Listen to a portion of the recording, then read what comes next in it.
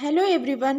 आज के क्लास में हम लोग वेस्टर्न आर्ट से अभिव्यंजनावाद या कह सकते हैं अभिव्यक्तिवाद और इसी को एक्सप्रेशनिज्म भी इंग्लिश में बोलते हैं। ठीक है, तो हम लोग अभिव्यंजनावाद के बारे में देखते हैं। इसमें क्या है, कलाकार जब बाह्य रूप की अपेक्षा करके विषय वस्तु के प्रति निजी भावनाओं को अभिव्यक्त करने के उद्देश्य से कला निर्मित करता है तो ऐसी कला को अभिव्यक्तिवाद या अभिव्यंजनावाद की कला कहते हैं। जब कलाकार क्या है, बाह्य रूप की अपेक्षा करके विषय वस्तु के प्रति निजी भावनाओं को अभिव्यक्त करता, अपनी निजी भावनाओं को अभिव्यक्त करता है तो ऐसी कला को क्या कहा जाता है, ऐसी कला को कहते हैं अभिव्यक्तिवाद या अभिव्यंजनावाद की कला को कहते हैं, जो अंदर की भावनाओं को व्यक्त करते हैं। ठीक है, तो इसमें देखते हैं और देखते हैं क्या है, ये जो कला है अभिव्यंजनावाद की कला, ये गोथिक कला से प्रेरित है। याद रखेंगे, गोथिक कला से ये कला प्रेरित है।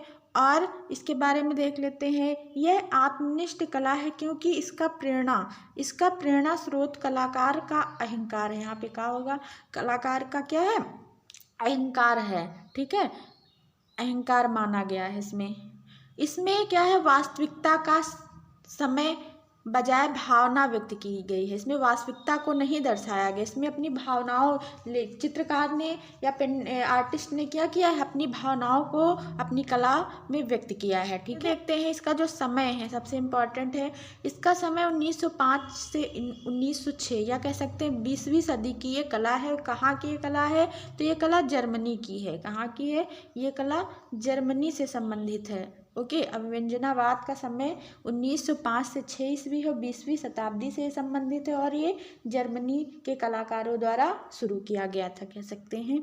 फिर आगे देखते हैं, देखिए यहाँ पे लिखा भी है, इस कला का जन्म कहाँ से हुआ है, तो जर्मनी से हुआ है। अब अभिव्यंजनावाद के जनक किसको माना जाता है, तो आप लोग जानते हैं एडवर्ड मुंक, या इन्हीं को मुंक कहते हैं या फिर मुंचे लिखा रहता कहीं कहीं, तो ये तीनों एक ही नाम है। एडवर्ड मुंक कहिए या मुंक कहिए या मुंचे कहिए, एक ही नाम है। तथा प्रेरणा स्रोत वान गाग हैं। ठीक है, जो उत्तर प्रभाववादी कलाकार हैं, कौन है, वान गाग। ठीक है, तो वान गाग की कला से अभिव्यंजनावाद की कला का जन्म होता है, ये कह सकते हैं। तो इसके प्रेरणा स्रोत कौन है, वान गाग हैं। और इसके जो जनक कह सकते हैं तो एडवर्ड मुंक या मुंच को कहते हैं। फिर है अभिव्यंजनावाद का प्रमुख या प्रेरणा चित्र मुंक द्वारा चित्रित चीख है, जिसको आवाज़ कहते हैं। इसको इंग्लिश में द स्क्रीम भी बोलते हैं। ठीक है, तो ये इनका चित्र है जो इन्होंने 1893 ईस्वी में, ये कब बनाए थे, 1893 ईस्वी में ये बनाए थे।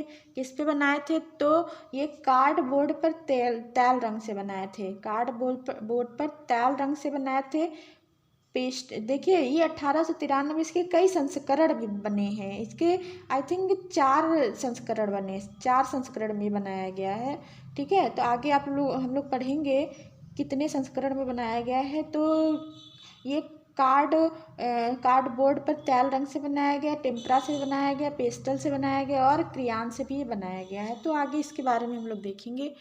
ओके, फिर देखते हैं अभिव्यंजनावाद के जो प्रमुख कलाकार हैं कौन हैं, एडवर्ड मुंक, एमिल नोल्डे हैं, वेस्की कैंडेस्की हैं, जेम्स इंशोर हैं, पाल क्ली हैं, एरिक हैकेल हैं, Ferdinand Hodler, Oskar Kokoschka, Franz Marc, August Macke. ठीक है, ये सब क्या है, अभिव्यंजनावाद के कलाकार हैं। ठीक है, तो आगे देखते हैं, अब देखेंगे हम लोग मुंच के बारे में या मुंक के बारे में, एडवर्ड मुंक। तो इनका जन्म 1863 ईस्वी जर्मनी में हुआ था। ठीक है, और ये मूल निवासी कहाँ के थे, तो मूल निवासी ये नॉर्वे के थे। ठीक, फिर आगे देखते हैं, इनके चित्रों में क्या है, निराशा, भयानकता, इनके चित्रों में निराशा भयानकता का भाव उत्पन्न होता है।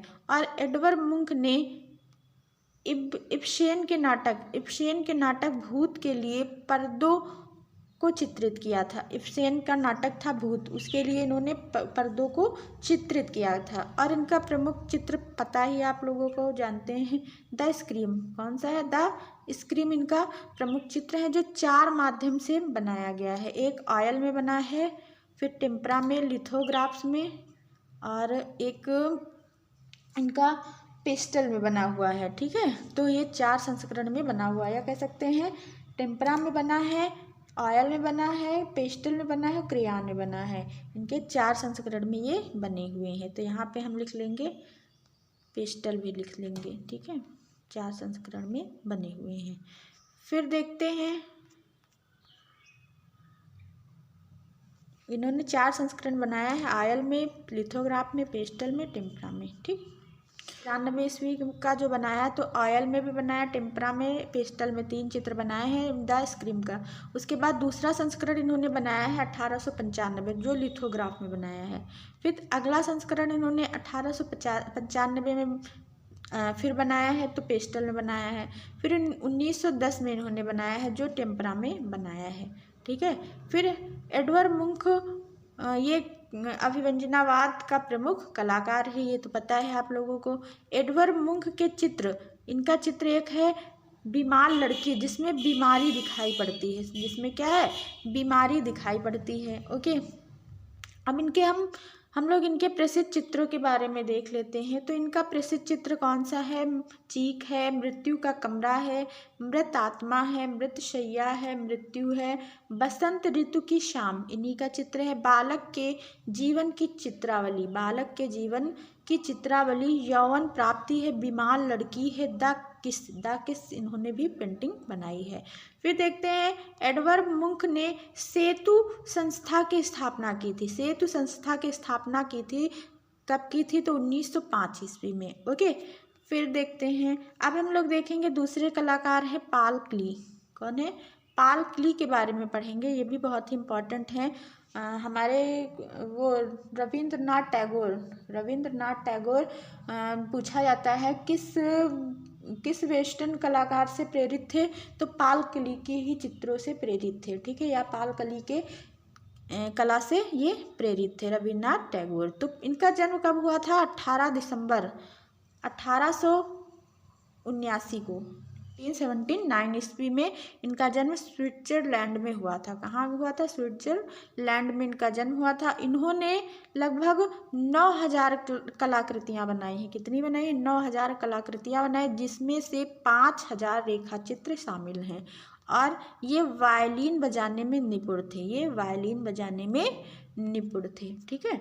तो अब इनका कथन भी बहुत ही फेमस है। जो इनका कथन कहते हैं, जितना अधिक यह संसार संतृष्ट होगा, उतनी ही कला अमूर्त होगी। तो ये कथन किसका है? तो पॉल क्ली का कथन है। इनका दूसरा ये कथन है, इनका स्टेटमेंट, कला दृश्यमान का पुनरुत्पादन नहीं करती, बल्कि दृश्यमान को बनाती है। ये कथन किसका है? तो पॉल क्ली का है। अब इनके चित्रों के बारे में हम लोग चर्चा कर लेते हैं। तो इनका चित्र कौन सा है? विचार मग्न आत्मचित्र है ये। ट्यूटरिंग मशीन, ये बहुत ही फेमस इनका चित्र है, ट्यूटरिंग मशीन। और ये कहाँ पे वर्तमान में है? तो मॉडर्न आर्ट गैलरी न्यूयॉर्क में ये सुरक्षित है। फिर इनका चित्र है नट, फिर है बगीचे का नक्शा। फिर इनका एक बहुत ही फेमस पेंटिंग है काल्पनिक पक्षी मानो। फिर है अगली पेंटिंग है उपहासकार खोज का स्थान। ये इनकी पेंटिंग्स हैं, ठीक है। तो आज हम लोग अभिव्यंजनावादी कलाकार में पहले तो हम लोग अभिव्यंजनावाद के बारे में जान लिए, और उसमें एडवर्ड मुंक और पॉल क्ली के बारे में आज हम लोग पढ़े हैं। तो अगर आपको वीडियो अच्छा लगा हो तो लाइक कमेंट ज़रूर करें। Thanks for watching. मिलती है नेक्स्ट वीडियो में। Bye bye.